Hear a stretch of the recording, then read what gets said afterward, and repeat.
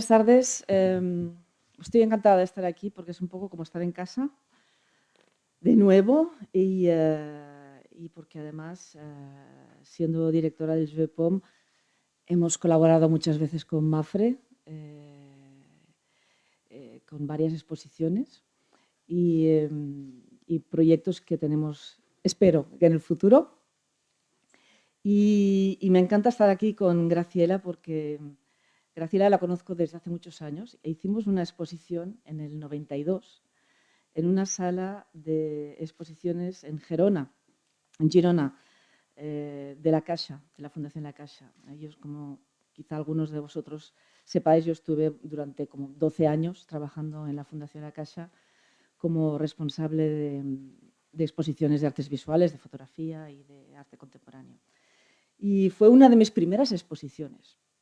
Graciela Iturbide. Fue una de mis primeras exposiciones y me acuerdo que hicimos un cataloguillo muy pequeñito, cuadradito, y fue mi primera publicación.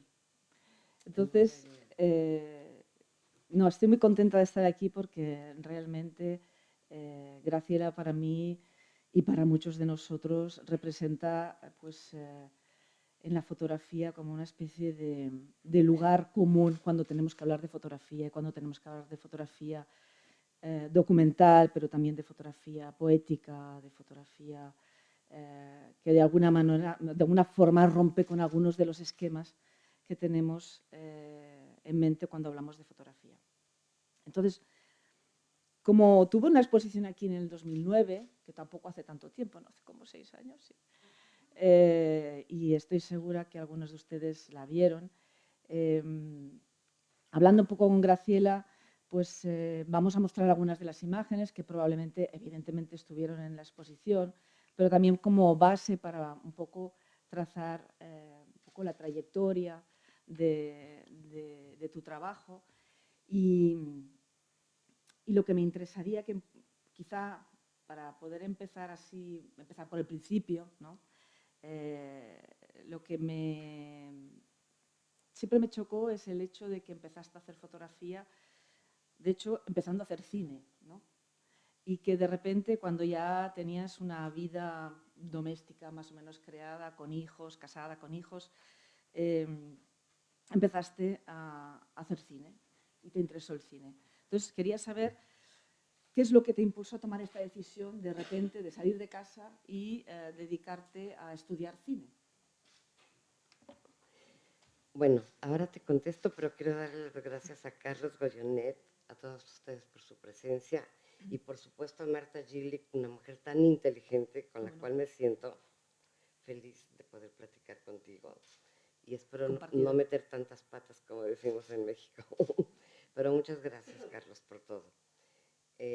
Bueno, contestando a tu pregunta, yo realmente quería ser escritora y bueno, vengo de una familia conservadora, donde como que una mujer jovencita se fuera a estudiar cine, pues no estaba, se fuera a estudiar literatura, no estaba bien.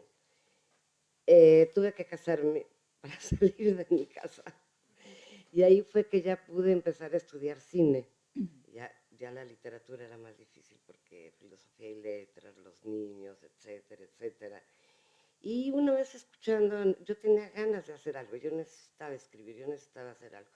Y una vez escuchando el radio, escuché que en el CUEC, que es el Centro Universitario de Estudios Cinematográficos, te podías inscribir y que el primer corto que ibas a hacer iba a ser sobre un pañuelo. Yo ya me imaginaba mi corto, todavía ni me inscribía ni nada, un pañuelo volando.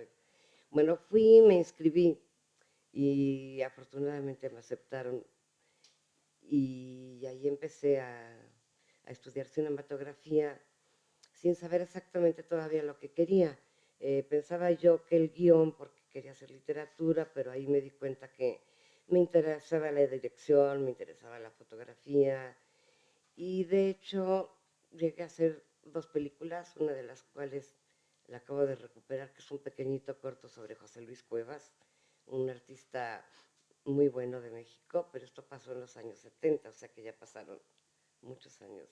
Ya lo fui a ver está dispuesto a que yo haga este pequeñito, pequeñito corto, pero lo quiero hacer a mi manera, porque le hicimos una entrevista donde habla de Orozco, de nuestros grandes pintores, los muralistas, pero como mi corto tiene que ver con la obsesión de la muerte de él, porque él siempre ha sido una persona hipocondríaca, y yo lo filmé en el cementerio haciendo ejercicio, lo filmé en su cama con todos sus autorretratos porque ya se iba a morir, lo filmé, o sea, son momentos muy de su personalidad que yo quiero retomar, pero hacerle una entrevista, si es que lo puedo, sobre la muerte.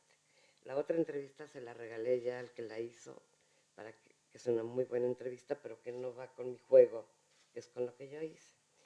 Pero bueno, ahí en la escuela de cine, que está un fotógrafo que se llama Manuel Álvarez Bravo, y yo tengo un libro de él que compré en un mercado de pulgas, que lo hizo en el año 69 durante las Olimpiadas, de su obra obviamente, y me acerqué a él para que me lo firmara y le pregunté, ¿y usted es hermano de Lola Álvarez Bravo? No, me dijo, mi exmujer, doña Dolores.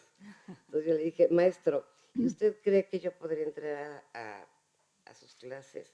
Dijo, claro que sí. Y al día siguiente entré y yo era la única alumna, porque todo el mundo quería ser cineasta, director de cine, y pues la foto fija, aunque Manuel fuera el gran fotógrafo, no muy reconocido en esa época en México, sino en el extranjero.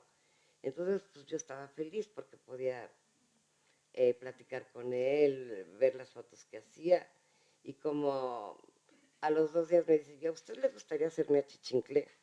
Achichincle en México es como el ayudante del albañil, como el achichincle, ¿no? Le digo, pero por supuesto, maestro. Al día siguiente voy con él, empiezo a hacer su achichincle, sigo estudiando todavía un poco de cine y dejo la cinematografía por la fotografía. Perdón. Lo que me interesaría saber es, lo que tú nos estás diciendo es que ahora vas a hacer cine, es decir, que vas a recuperar tu película y vas a añadir otra parte de esta película que hiciste, este corto que dices que No, hiciste. estoy recuperando un poquito de mi pasado, nada más. No pienso dedicarme al cine, porque para mí la fotografía, como pues lo dijo Carlos, para mí el cine en ese momento era un poco difícil porque tenías que cargar cámaras muy pesadas, tenías que tener un equipo tanto técnico como de personas que te ayudaran. En cambio yo con la cámara, yo uso cámaras ligeras, voy por el mundo y como dijo Carlos, a través de mi cámara voy conociendo la cultura primero de mi país y después del mundo y un poco a ti misma, ¿no? Porque vas leyendo sobre lo que estás haciendo, y el cine, no, es recuperar este cortito y ver qué hice en los años 70, nada más. Y volviendo a don Manuel, te convertiste en su ayudante. ¿Y qué pasó entonces para que tú te convirtieras en fotógrafa tú misma? Bueno, ahí es muy interesante porque Manuel Álvarez Bravo tiene la virtud de ser un hombre muy poético. No era un profesor, era un maestro de la vida, donde no nada más veíamos fotografía, también veíamos pintura, escuchábamos música en la tarde. Él tiene en su laboratorio y sigue estando un letrero que dice, hay tiempo, hay tiempo. Siempre me decía, Graciela, no se apresure a nada, las cosas vienen solas. Entonces fue un maestro que nunca me dijo si mi obra era buena o mala, nunca, jamás, lo cual se lo agradezco. Era verlo trabajar, salir al campo con él, ver cómo trabajaba. Ahora les voy a mostrar una foto de él, de las que les tomé en el campo. Pero sí me decía, Graciela, como dice el Evangelio, copiaos los unos a los otros. Lo cual quería decir, no vaya a tomar ninguna de las fotografías que yo tomo, de una manera muy fina. Obviamente jamás lo hubiera hecho, pero sí lo tomé a él tomando una fotografía que para mí es muy importante porque puso su cámara. ¿Quieres que la ponga? Sí, claro. Bueno, ahorita la pongo. Puso su cámara, pone su cámara en un espacio donde le gusta el paisaje y está esperando a ver qué pasa. Si pasa algo bien y si no, no. Y si no, fotografía el paisaje. Pero si quieres les enseño, porque es una de mis... Bueno, yo puse esta frase que para mí es muy importante, que dice, la fantasía es el lugar en el que llueve las imágenes. Para mí creo que es muy importante en cualquier disciplina. Cada quien puede pensar lo que quiera, pero creo que en mi disciplina, que es la fotografía, eh, tener esta imaginación donde va a llover siempre la fantasía, donde vas a estar pendiente de lo que te asombre y de lo que es la fantasía, ¿no? Que creo que hay que tenerlo siempre en cuenta. Y entonces aquí viene la foto de Manuel Álvarez Bravo, cuando yo empiezo a trabajar con él, que me llamó mucho la atención que llegamos a este lugar, pone su tripié, pone la cámara y a ver qué pasa, está pensando, como ustedes ven, ¿no? Así era él. Y así él también fue como maestro. No, nada de que, ay, Graciela, esto está mal, corríjalo, jamás. Esto está muy bien, jamás. Era como, usted tiene que seguir su camino, tampoco me lo decía, pero me lo Te demostraba. lo daba a entender. Y para mí, pues fue un maestro de la vida más que de la fotografía. Pero es una fotografía, yo diría la tuya, porque también, quizá también podríamos hablar de lo mismo de Álvarez Bravo, pero es una fotografía en la que tienes tanto el deseo de ver como el deseo de dar a ver, es decir, el deseo de ver las cosas que suceden delante de la cámara, pero también de dar a ver a los otros. Pues es muy raro, soy muy egoísta, Ah, porque yo tomo para mí lo que me sorprende.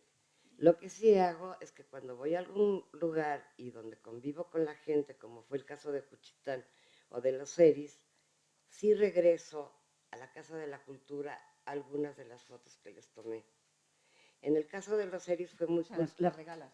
Sí, sí, es digamos, para su centro cultural, para que vean lo que yo hice con ellos. Pero a mí lo que el público piense de mi obra, te soy sincera, me agrada, pero también me puede tener sin cuidado. Por eso digo que soy muy egoísta, porque es la pasión que yo tengo y la sorpresa, es donde yo pienso que está la fantasía, que me hace ir caminando por el mundo, primero por mi país y luego por el mundo, donde voy aprendiendo de la misma manera, tomando lo que ellos me dan, con su complicidad y aprendiendo de cada lugar la cultura de estos lugares. Pero yo no hago exposiciones para que la gente digan que bien o que mal, porque además pienso, y siempre lo he pensado, que la fotografía es muy subjetiva. Yo una vez que hice el libro de Juchitán, alguien me dijo, pero esto no es Juchitán. Le dije, no, claro que no, es mi Juchitán. Ahora tú interprétalo y tómalo como tú quieras, ¿no? Yo creo que hay una interpretación de muchas disciplinas del que está haciendo algo, el pintor, el fotógrafo, el escritor, que está interpretando el mundo a su manera, pero que después el público la va a interpretar. Es más, cuando yo estoy leyendo un libro, muchas veces libros que me fascinan mucho, a la segunda vez estoy interpretando otras cosas diferentes. Entonces tiene que ver mucho con mi estado de ánimo, con la complicidad de la gente con que estoy trabajando. Después viene el proceso de hacer una exposición o un libro y ya el público va a interpretar de acuerdo a lo que él le esté pasando, ¿no? Pero yo no quiero decir, esto es Juchitán, porque así es, no, no, no. Bueno, pero supongo que eres consciente que algunas de tus imágenes y en general tu trabajo muchas veces ha sido calificado de exótico, de mostrar unas ciertas culturas a las cuales, sobre todo, yo creo que la imagen de tus imágenes, es decir, la manera o la lectura de tus imágenes en México, igual no es la misma que en España o que en Japón. Por ejemplo, estuviste en Japón hace poco, me dijiste, Sí, y la recepción de tu obra es distinta en función también, no solamente de la experiencia individual de cada uno, pero también de la cultura y del claro, contexto claro. político, ¿no? Yo hace mucho tiempo, yo ahorita acabo de regresar de Japón, pero la primera vez que fui fue porque me dieron un premio en Hokkaido y no tenían mi foto y pusieron, a ver si aquí está, ah no, es después lo pongo, este, como no tenían foto mía, pusieron La Señora de las Iguanas. Y entonces llegó pero los otros que ganaron, mi premio era el internacional. Los otros fotógrafos tenían su fotografía normal y cuando llego a Hokkaido me dice... Su retrato, ¿no? Su retrato. Es su retrato propio. Yo soy la señora de las iguanas. Y entonces me dice el director del museo, ay, qué bueno que no viene usted con iguanas y que no es tan gorda. Entonces para mí fue como, es como la primera cosa porque me han pasado muchas cosas con la señora de las iguanas que luego lo platicaremos, que se ha vuelto un ícono sin que yo quiera, ¿no? Y que ya hay esculturas de ella, ya hay, en Los Ángeles hay murales, en Cuchitán es la manera en que muestran cómo se conduce, ya hay personas que se la tatúan en el brazo, ya hay huipiles en Cuchitán donde está bordada la señora de las iguanas. Entonces es como de repente una imagen se te va de las manos y allí pues yo creo que fue la primera vez porque yo ya era la señora de las iguanas, ¿no? Entonces yo dije, bueno. Pero empezaste, antes del Juchitán hiciste los series, Sí, ¿no? Quizá los podemos ver. Claro que sí. Y, bueno, los hice al mismo tiempo. Exacto. Digamos en 79. Porque esta es también una de las imágenes icónicas del proyecto. No tanto como la otra, pero no tanto. Llegó la otra, llevo un poco el sueño, ¿eh? Pero bueno, los series me invita el Archivo Etnográfico del Instituto Nacional Indigenista a hacer este trabajo, porque se hacen varios trabajos que se llaman los pueblos del viento.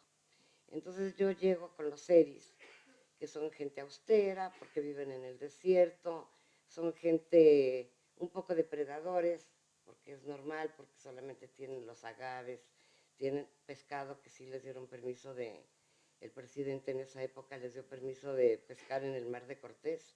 O sea, hay un frigorífico donde todo el mundo puede ir a tomar pescado y comérselo. Yo fui con un antropólogo y también a nosotros podíamos tomar el pescado, pero nosotros lo cocinábamos como podíamos. Entonces venían los seres y se sentaban junto a nosotros en la misma casita, así como vestidos de smoking, que ya los van a ver vestidos de smoking. Este es el que descubrió el palo fierro. Bueno, entonces venían así, que por qué en el desierto estos individuos están vestidos de smoking para nada más caminar en un desierto lleno de basura. Y bueno, resulta que había un cantante que se llama Rigo Tobar en Hermosillo y ellos toman el ejemplo, además de que los seris con quien han tenido más acercamientos con las personas de Estados Unidos en Arizona, porque la gente de Arizona viene y les compra sus artesanías que son muy caras y se las cambia, como ustedes vieron en la primera foto, por grabadoras o por radios o por estos lentes o estos smokings. Entonces ese era un lugar que a mí nunca me había tocado ir en México indígena, bueno, una comunidad india, vamos a decir india, porque indígena ya es como un poco paternalista en México desde que se fundó el Instituto Nacional Indigenista, porque es más, cuando yo fui, que yo no dije que iba de parte del instituto, yo dije, yo voy por mi cuenta para no tener problemas con ellos, no. Entonces me recibieron con el antropólogo, pero así estaban todo el tiempo, ¿no? Se visten de smoking, reciben cosas de los americanos a cambio de otras cosas. Ellos trabajan con la torita, que es esta rama, para hacer estas canastas como los hopis, porque están muy cerca de los indios americanos. Es más, yo creo que de alguna manera vinieron de esa parte. Y estas son las canastas donde ponen agua y el agua no se cae, y es lo que les interesa a los americanos, que son carísimas. Yo nunca pude comprar una. Son aleluyas. Hay un señor, Roberto Thompson, que llegó a los seris y los convirtió a hacer aleluyas, y este es el que... Los aleluyas, porque igual no saben lo que es. Exacto. Los aleluyas son los protestantes evangélicos, ¿no? Exacto. Es decir, que son grupos que han sido evangelizados por estos grupos evangélicos americanos, ¿no? Totalmente, sí. Que llegaron en los años 70, finales de los 60. Que era cuando yo estaba en los 70. Exacto. Y el señor Thompson los trató... Misionero, ¿no? Un misionero. De la CIA. Que es sí, totalmente, porque Resulta que en el desierto de Sonora hay productos muy, muy buenos, tanto naturales como minerales, y evidentemente estos tipos de misioneros dan, eh, le avisan a la compañía, a la CIA, a todo, que hay ahí. Pero estos se convierten en aleluyas, pero no saben lo que son aleluyas, porque me quedé una Navidad con ellos y solamente cantaban aleluya, aleluya, pero ¿qué es ser aleluya? Ni idea. Seguían también con sus antiguas costumbres también.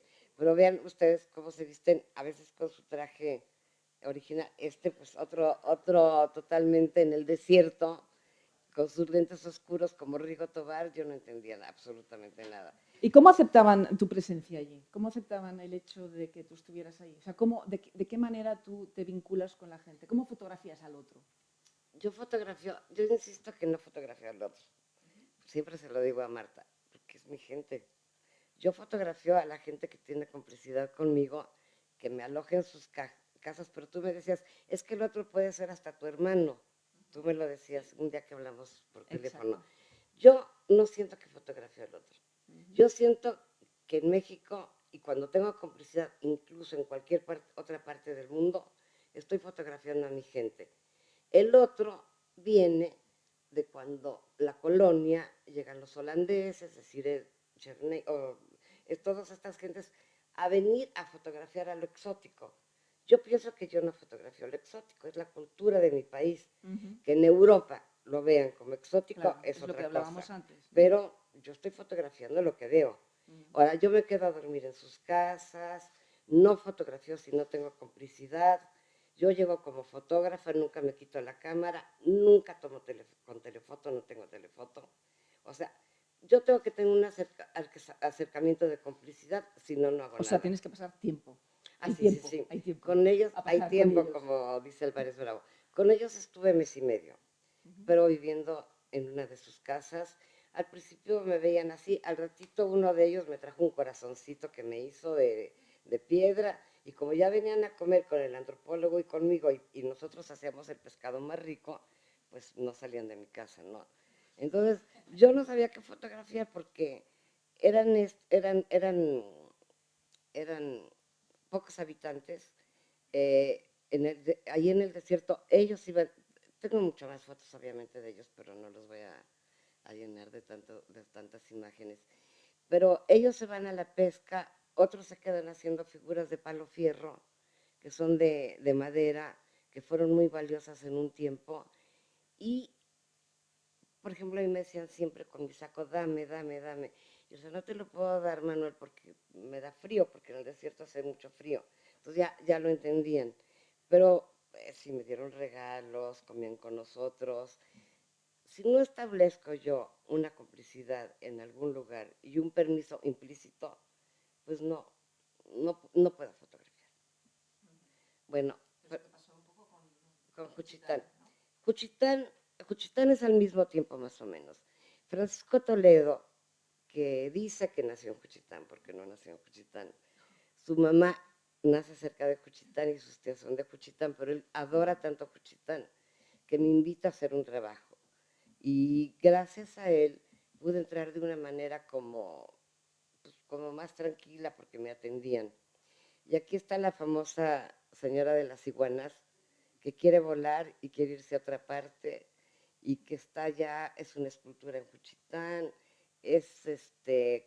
o sea, ¿por qué algunas figuras eh, se van o qué significa? Bueno, es lo que hablamos un poco ayer, el hecho de que hay fotografías que una vez que las has hecho y que está por ahí, ya no te pertenece casi, ¿no? Ya han Exacto, utilizado esta imagen para otras muchas finalidades que las que tú estuviste trabajando cuando estuviste exacto. allí, ¿no?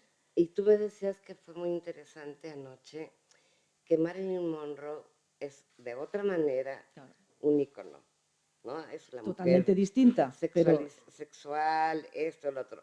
Y lo raro es que en Cuchitán hay un graffiti de Marilyn Monroe con la señora de las iguanas. Entonces tú dices, bueno, los íconos se juntan, o qué sucede, o la ignorancia de la gente, o el placer de la gente de juntar una cosa con otra, ¿no? Yo te decía lo de Marilyn Monroe porque precisamente hay una imagen de muchas fotografías de Marilyn Monroe, hay muchísimas. Pero ahora estamos preparando una exposición en el Jeu de Paume de un fotógrafo americano, Philip Halsman, que es uno de los fotógrafos que más fotografió Marilyn Monroe. Y que mucha gente ha visto esta fotografía de Marilyn, pero no sabía pero para nada cuál era el fotógrafo que estaba detrás de esta imagen, ¿no? Y Marilyn cuando salta, Marilyn cuando está en plan triste, cuando está en plan sexy, cuando está... Y realmente, por eso, hay imágenes que se escapan, ¿no? de la mirada del fotógrafo. Exacto. Sí, también y esta es un poco la esta historia. fotografía de Marilyn Monroe que está en donde sale aire, creo que en París o no sé dónde, en Nueva York, y que tiene el vestido. Y luego también hay una fotografía muy triste de Marilyn Monroe que ay, no me acuerdo el fotógrafo, pero que Ernesto Cardenal le hace un poema maravilloso hablando de la tristeza que había en esa fotografía. Esta es una fotografía de Halsman que está llorando, casi llorando, ¿no? Exacto. Como así. Sí. Bueno, este es el contacto, porque yo llego al mercado de Juchitán. Evidentemente tengo que llegar a un lugar donde yo voy a tener contacto con las mujeres.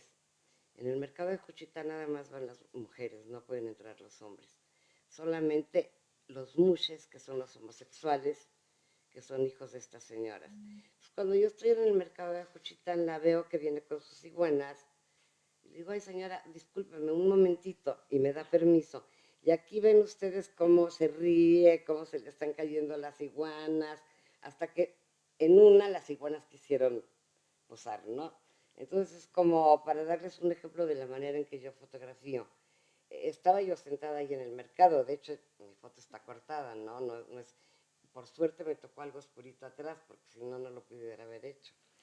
Y me comentabas también acerca del Juchitán, también toda una serie de tópicos que a ti te parece que se han dicho acerca del matriarcado, ¿no? En Juchitán, es decir, que se ha escrito en muchas ocasiones que las mujeres en Juchitán pues eran las que controlaban no solamente la economía, pero casi toda la sociedad, ¿no? Y de alguna forma, no sé si estás de acuerdo con ello, ¿no? Porque había un texto, ¿no? De Elena... Hay un texto de Elena Poniatowska que sí estuvo muy cerca de las juchitecas, incluso políticamente. Yo también estuve en la COSEI, que era la parte de izquierda, lo cual también me sirvió mucho para fotografiar. Y Elena dice que es un matriarcado, pero lo que me pareció muy interesante, ayer que platicaba con Marta, yo le decía, qué raro que no es matriarcado para mí, es una palabra occidental, ellos manejan la economía y punto. Para nosotros podemos decir que es un matriarcado, ¿no? Pero ellas van al mercado, reciben el dinero que les dio el marido, que se fue a la pesca, y luego lo reparten a todos, incluso para que se emborrachen. Y yo le decía a Marta, qué raro que con las mujeres pase esto, que tengan este poder, que tengan esta autonomía, que beban igual que los hombres, pero ellas no se caen. Yo tenía que beber con ellas también, entonces ahí tenía que bailar con ellas y para poder estar. Pero les dan el dinero a los hombres para que también se emborrachan. Entonces me encantaría que les digas lo que tú me contestaste, porque a mí me dejó sorprendida y aprendí mucho. No, simplemente estábamos discutiendo de eso porque efectivamente el concepto de matriarcado es un concepto muy antropológico y quizá muy científico, pero el hecho de que las mujeres manejen la economía para mí ya es algo que es excepcional, porque ya sabemos que en la mayoría de los casos las mujeres no hemos nunca manejado la economía de un país o de una sociedad, ¿no? Bueno, quizá ahora esto puede estar cambiando, pero no en esa época. Y me interesaba esta idea de, ella me decía, bueno, pero es que finalmente ellas aceptan que les dan dinero a los hombres para que se vayan a emborrachar. Digo, bueno, es como hoy en ciertas clases burguesas occidentales, pues los hombres les dan la visa a las mujeres para que vayan a gastársela cuando quieran, ¿no? Y es una manera de controlar al otro. Por eso a mí me interesa esta idea del otro, no el otro como el extraño, el otro como el que no soy yo, ¿no?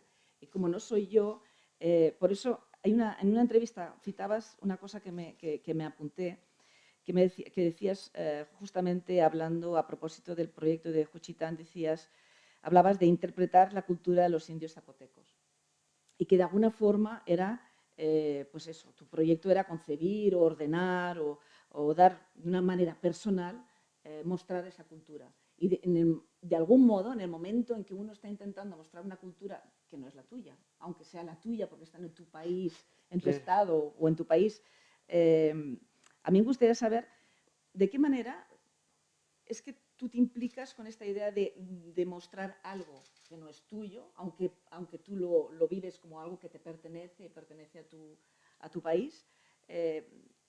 Hay una especie de tensión entre esta especie de empatía que es evidente que tú tienes siempre con la gente que fotografías y una distancia crítica o no hay distancia crítica. No, no hay distancia porque cuando yo llego me presento como fotógrafa. En este caso Toledo me ayudó mucho porque él es de Juchitán y la gente lo adora. Entonces, claro, yo no fotografío si no hay complicidad. En el caso de la señora de la cigüeña le dije, hay un momentito, usted, pero yo vendía jitomates con las otras señoras durante 2 días, estaba con ellas, porque te tienes que integrar, ¿no? O sea, claro, yo vengo de la Ciudad de México, evidentemente que no soy como ellas, pero yo aprendí mucho de ellas, tanto de política, tanto de cómo llevan la economía. Además dormí en sus casas y yo sentía que estas señoras inmensas me arrullaban, era maravilloso, ¿no? Era como, entonces yo nunca me sentí intrusa. Yo siempre me sentí, de hecho, sigo yendo a Cuchitán y ellas vienen a mi casa. Cuando yo me hice mi casa, otra de las mujeres donde yo viví vino a limpiarla y a poner como en Juchitán se ponen las... O sea, ¿me entiendes? Yo quizá vaya a algún otro lugar del mundo donde yo sienta que yo no me puedo integrar, pero en el caso, bueno, evidentemente es otra cultura, son zapotecas, pero en México tenemos 40,000 culturas, hay muchas etnias. Incluso la gente que viene a trabajar a México viene de Guerrero, son zapotecas, vienen de acá, y se integran de alguna manera en la ciudad, ¿no? Pero claro, yo fui a conocer y ver sus costumbres. Y, y no, nunca tuve problemas. Lo que es interesante es cuando has mostrado en la hoja de contactos de la mujer de Juchitán, que de hecho es una imagen construida, ¿no? Es una imagen que vas diciendo, no, ahora ponte así, ahora ponte allá, etc. Y que de repente la forma en que ha sido utilizada luego es como si fuera una imagen casi robada, ¿no? Sí, Que es todo lo contrario en tu caso, ¿no? exacto, No la robaste, sino que la construiste. claro. Y que se convierte en esta especie de icono que de alguna manera, yo te preguntaba ayer, y no sé si tenemos la respuesta, me dijiste que ahora hay gente que incluso se la tatúa, ¿no? ¿Cuál sería el significado de hoy tatuarse la imagen de la señora de las medusas, de los... La verdad que no lo sé, ¿eh? Porque hay gente de la Ciudad de México que ya la tiene tatuada. Y hay huipiles, como se hacen en Juchitán, que siempre se hacen con flores, donde ya en lugar de flores está la señora de las iguanas exacta con iguanas. Y es como, bueno, el primer paso fue cuando yo hago la exposición en la Casa de la Cultura. Ellos, la Casa de la Cultura, después de yo que exponer, cumple 10 años de estar funcionando. Y ellos lo primero que hacen es hacer un cartel de la señora esta, pero le ponen la medusa cuchiteca.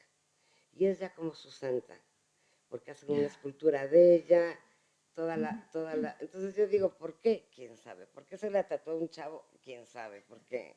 ¿Por qué le ponen la medusa cuchiteca? Pues no, yo no sé, yo simplemente la tomé en el mercado y sí, y no nada más en México, en Los Ángeles, en otras partes de Estados Unidos, hay murales de ella. Yo digo, ¿por qué? Pues que eso sí, yo ya no, no, no te sabría decir porque yo no promuevo evidentemente nada de eso, no. Y cuando te dicen que eres una fotógrafa documental, de fotografía documental, ¿tú qué dices? Toda la fotografía es documental, Uh -huh. incluso la abstracta. A mí no me importa, o sea, me encanta. Sí, estoy documentando la vida. Soy una fotógrafa documental. Incluso aunque algún día se me ocurra hacer en mi estudio una fotografía o un autorretrato o esto o lo otro, estoy documentando.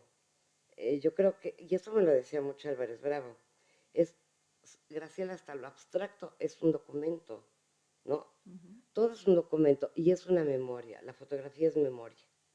Y es ficción también. Y es ficción también. Es subjetiva, es ficción, pero también es memoria. Aunque sea ficción, es una memoria que queda. Como en el caso de la señora de las iguanas, que ya quedó regada por ahí en el mundo. Pues puede ser ficción, porque también, qué raro que yo tengo una señora, que para mí es extraño, con unas iguanas que están entrando al mercado y que mucha gente puede pensar que es ficción, ¿no? Que yo se las puse o que no existe eso en Juchitán, pero sí existe y es un documento, pero que se puede volver ficción también. Pienso, no sé si ¿Y estoy se de puede acuerdo. volver una fotografía política? Pues hubo una película, que no me la van a creer. Vinieron unas feministas de Estados Unidos y me pidieron prestada la foto de la señora de las iguanas. Unas mujeres súper politizadas, feministas. Entonces yo le dije, claro, usen Entonces, en la película, que es una película política y feminista, feminista en el verdadero sentido, como tú De me los años decías, 70. de los años 70, de repente sale la señora de las iguanas en una imagen y una de ellas dice, es que así queremos ser nosotras. Bueno, o sea, como feministas, politizadas, porque quieren ser como esta señora que tiene iguanas en la cabeza, ¿no? O sea, al revés de como me dijo el director, ay, qué bueno que no trae iguanas, señora, porque si no... Te preguntaba eso porque en una entrevista que hizo Fabián Ragadú, ¿no? Contabas, que esto me hizo mucha gracia, contabas que Manuel Álvarez Bravo te riñó una vez, por primera vez, cuando tomaste una foto en Panamá, ¿no? Sí. De unos niños con el puño en alto, ¿no? Sí. Y te dijo, Graciela, todo es político en esta vida, no ande tomando cosas deliberadamente. Exacto.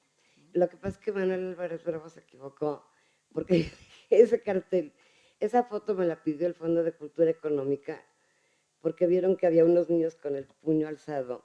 Pero resulta que en Panamá los niños alzan el puño para que les tomes la foto. No es porque era una cosa política, pero yo ya no le dije nada al maestro, porque ¿para qué le voy a decir, no? Así que sí, maestro, tiene la razón.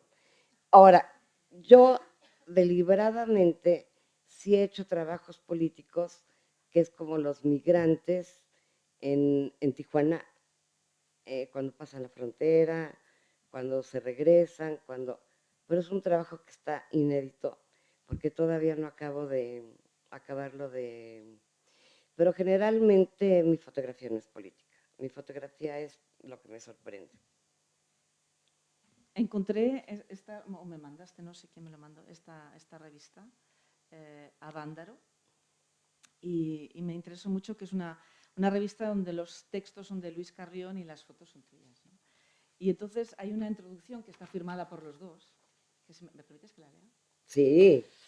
Dice, en este libro nos propusimos reunir dos líneas paralelas de imágenes, las verbales, que en otras partes cayeron sobre la juventud como una catarata de condensaciones y absoluciones no pedidas, mistificadoras del carácter del acto y tendientes a confundir a todos para justificar nuevos jueves de corpus. Y por otra parte, imágenes visuales de una juventud entregada a todos los grados de belleza y fealdad, unidos todos por el doble lazo de su inocencia y hasta ahora su inexorable supeditación al establishment rastacuero, pero armado y denso, que la ata, manipula y explota. Si esto no es un manifiesto político... Ahora te voy a explicar qué pasó con Avándaro. Sí. Avándaro es un festival de rock tratando de imitar a ¿cómo se llama? Woodstock. Perdón. Tratando de imitar, acaba de pasar el 68 en México. Y yo casualmente voy a Avándaro con Jorge Fons, un director de cine, que él quiere tomar algo de lo que está sucediendo ahí para una película. Entonces yo fui 3 días a Avándaro, donde el gobierno de México permite que haya este festival para olvidarse del 68 y del 71, que fueron muy fuertes en México. El escritor que escribió esto, que por supuesto voy de acuerdo con él, obviamente es un hombre muy politizado y obviamente los dos nos dimos cuenta del juego, pero yo pensé que estas imágenes iban a pasar desapercibidas, o sea, yo tomé, por decirte, 6 rollos y me quedé hasta el final del festival y después un editor, Emanuel Carballo, propuso hacer este librito, pues, fue una cosa muy, muy casual, no fue como concebida así especialmente. Ahora resulta que este librito que lo compraron solamente los rockeros, es uno de los libros que Horacio Fernández y Martín Parr lo pusieron como un fotolibro. Yo que iba a saber que iba a ser un fotolibro.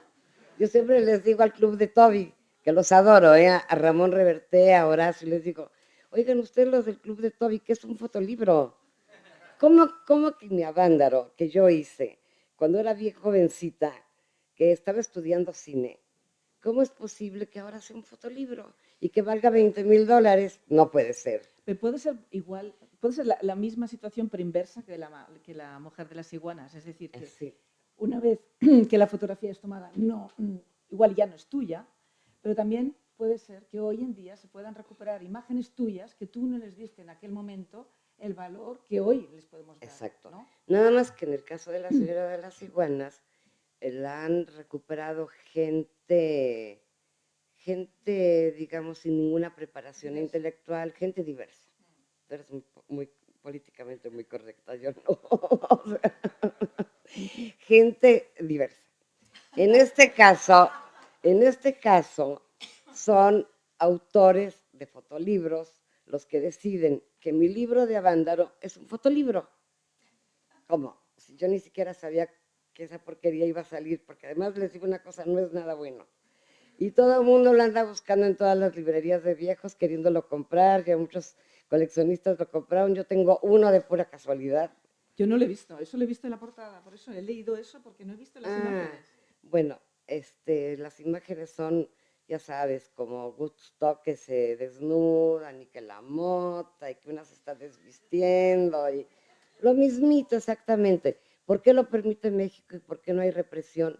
Porque en ese momento no les conviene reprimir después del 68 y del 71.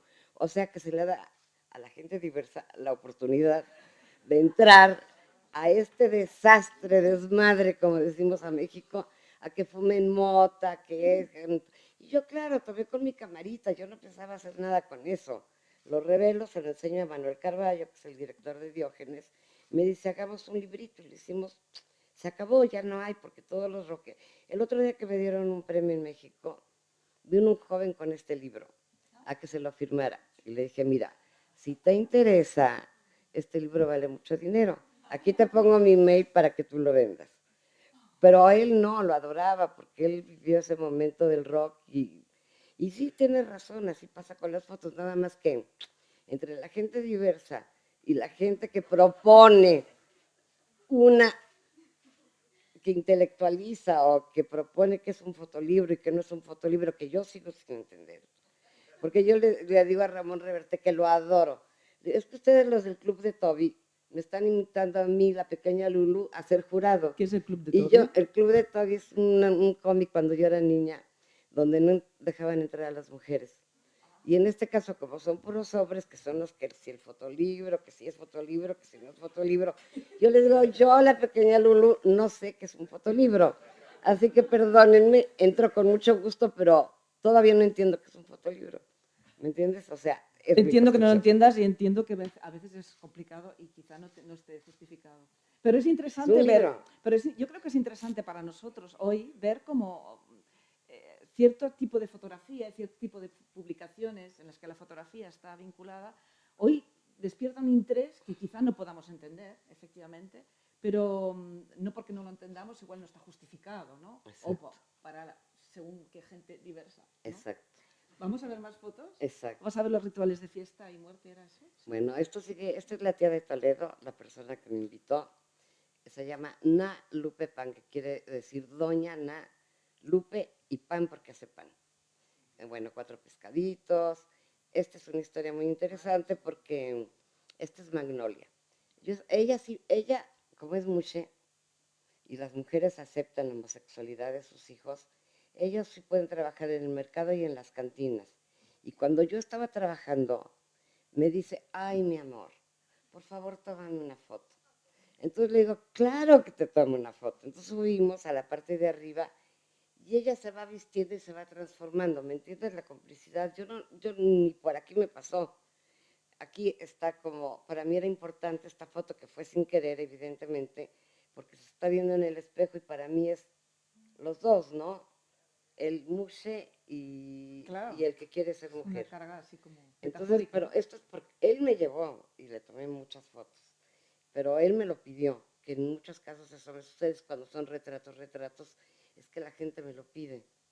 Esta es también una cosa que yo le decía ayer a Cristina, que es muy, que para mí es contradictoria, porque siendo Juchitán, digamos, un matriarcado, hablándolo occidentalmente, ¿no? Y unas mujeres libres, aquí, cuando una niña se enamora de un joven, le llaman el rapto, pero no es un rapto, porque entre los dos deciden irse a la casa de los papás de él.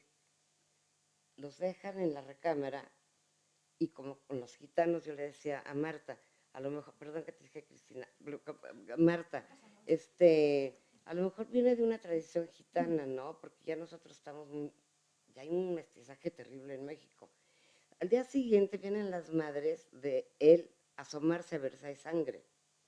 Si hay sangre, le ponen estos tulipanes rojos, confeti rojo, y después vienen muchos cantos eróticos, pero fuertes, fuertes, como el plátano, hablando del sexo masculino, pero de veras fuertes.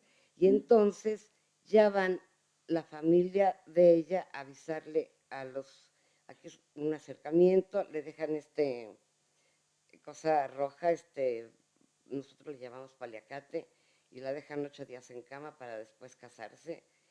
Y, sí, 8 días. Y después ya van con la familia de ella, donde dice que llora, pero pues ya saben, ¿no? Es como una comedia. Pero le digo, qué raro que en una sociedad tan fuerte siga existiendo esta tradición donde la familia no sabe en qué momento se van los novios, pero curiosamente se van a la casa de los padres de él y ya van a avisarle a las. Bueno, esto es una marcha política, un descanso de una marcha política, porque constantemente en Juchitán hay marchas políticas. Es un descanso donde en el río se bañan un poquito. Esta es una mujer que yo tomé en Juchitán, que le pregunté, pero resulta que no es juchiteca, en Juchitán no hay prostitución. Y esta era una prostituta, pero que ella me dijo que sí. Y ahora me da un poco de pena porque yo creo que ella estaba un poquito ¿Descentrada? descentrada, así como que no estaba en sus cabales. Entonces me dio mucha pena, pero bueno, pues ya la tomé ni ¿Por modo. qué no hay prostitución en Juchitán? Porque hay mucha libertad y entonces cuando las mujeres ya son viudas o no se han casado y son cerveceras, la gente que había, sí, es las cerveceras, donde trabajan los mushes. Entonces vienen algún hombre, se quieren acostar con ellas y claro, por algunas cervezas que compren lo hacen, pero no es la prostitución viene de Chiapas y de Guatemala y de lugares pobres, pero ellas en su cultura no hay prostitución, todo es libre. Por eso te digo, me extraña Razón de más para hablar de matriarcado igual, ¿no? Sí, tienes De razón, alguna forma, ¿no? sí. Porque como hay como mucho deseo, mucha sensualidad, ¿no? Hay En un la sociedad. erotismo bárbaro, pero bárbaro. Pero también lo extraño es que las mujeres bailan con las mujeres en las fiestas, porque a lo mejor al hombre no le va a gustar que baile con un hombre. Todo es muy raro. O sea, yo lo sigo analizando y creo que lo entiendo, pero no lo acabo de entender. Bueno, cuéntanos un poco estos rituales de fiesta y Bueno, muerte. yo además de estos 2 trabajos que he hecho y alguno que he hecho con un libro de las cabras, de la matanza de cabras, me interesan mucho los rituales. Yo creo que desde mi educación, que fue tan católica, ya no soy nada, pero que me vestían de virgen y me subían así como en una tablita en el Sagrado Corazón, en el teatro, y acá unos ángeles. Entonces yo creo que toda esa parafernalia de la Iglesia Católica me encanta, aunque no creo absolutamente nada. Obviamente, después de todo lo que hemos visto, no. Entonces, estos son los rituales que yo he encontrado en México. Les llamo de fiesta y muerte porque tienen que ver en México jugamos mucho con la muerte. El Día de Muertos nos regalamos calaveras de azúcar con el nombre de cada quien y nos las comemos. Ustedes ahorita van a ver Bueno, este es un ritual de fiesta, esto es Año Nuevo, que yo le llamo Jano, porque ustedes saben que en Roma eh, es como te quitas una máscara para ponerte otra, y en este caso está la máscara antigua de un lado y la del luchador moderno acá, no. Hay muchos rituales en México. Por ejemplo, en Cochitán todos los días hay fiesta, que el contequio, ¿no? Que las mujeres vienen a ayudar porque luego las otras les van a ayudar y van a traer sus botellas de cerveza, y así sucede en todo México. Hay fiestas en mi barrio donde yo vivo, cada 8 días hay cohetes, no sé cómo les llaman ustedes, fuegos artificiales, porque es o San Francisco, San Lucas o cualquier uno de los barrios de donde yo vivo. Este es un carnaval donde nada más bailan los hombres, las mujeres, aquí ya es otras sociedades, en Tlaxcala las mujeres se quedan a hacer la comida y los hombres no permiten que las mujeres bailen y ellos sí se ponen máscara de mujer y bailan. Aquí está, yo voy mucho a Chalma, es un santuario que queda cerca de Malinalco, un santuario muy antiguo donde había una diosa que se llamaba Tlalzototl, que era la devoradora de injusticias para convertirlas en bien.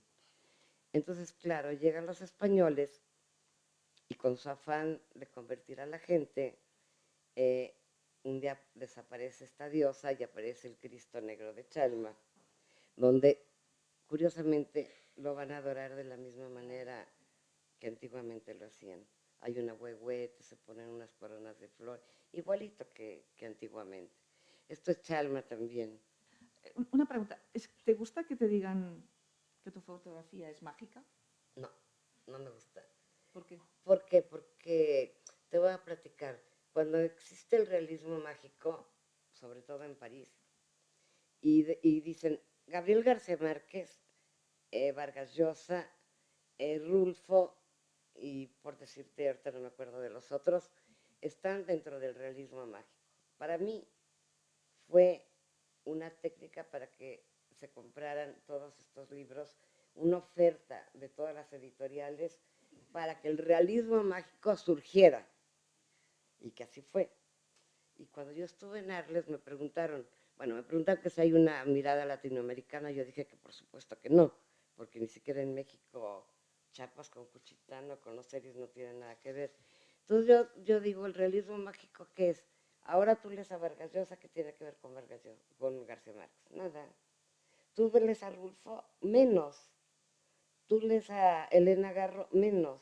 Entonces siento que es una palabra inventada por los europeos para los latinoamericanos, Estoy para totalmente de poner acuerdo los contigo. clichés, ¿no? O eres surrealista. ¿Qué es surrealista? El surrealismo fue un movimiento fantástico, maravilloso, donde Bretón, un poco dictador, llegó a México y dijo que México era surrealista y que Frida Kahlo era surrealista. Y después Frida Kahlo hace un cuadro donde dice, yo no soy surrealista. Los surrealistas fueron tremendos ahora que fui a París.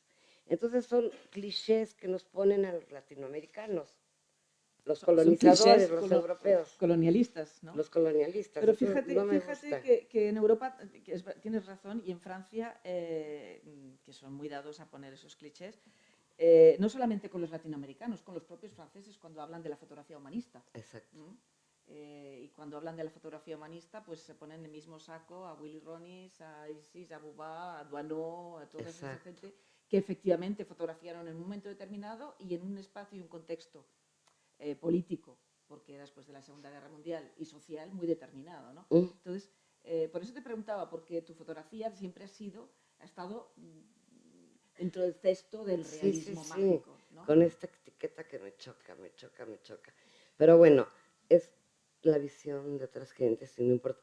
Por ejemplo, cuando una vez me preguntaron en Francia, yo no sé si ustedes conocen una trilogía que hizo Flaubert, es que no me acuerdo, pero de un cotorro que viene de Cuba y bueno, esa trilogía para mí tenía que ver más con el realismo mágico que García Márquez y los otros, ¿me entiendes? Lo que yo había leído, no Madame Bovary, sino esta trilogía que es maravillosa, porque entonces vienen de Cuba o sea, siento que a veces la industria pone etiquetas para vender más y que es muy fácil etiquetar a la gente, ¿no? Ahora, si alguien piensa que mi fotografía le puede parecer mágica o macabra, o eso, no me importa, pero no me gusta que me pongan etiquetas. Y hay otra etiqueta que ahora circula mucho, pero que no sé qué piensas de ella.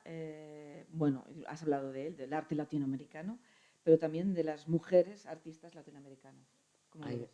no, no me gusta, porque también puede ser una mujer gran fotógrafa latinoamericana como un señor grande fotógrafo latinoamericano. No me gustan las divisiones. Y yo, hay que, claro, qué bueno que la mujer, gracias al feminismo, tiene un lugar y hay que agradecerlo a las primeras feministas. Pero estas separaciones tanto, o ahora en México también, de los homosexuales, o de las lesbianas, o de las mujeres, ¿por qué no todos juntos? Si todos pueden tener el mismo talento, ¿por qué no nos revolvemos un poquito?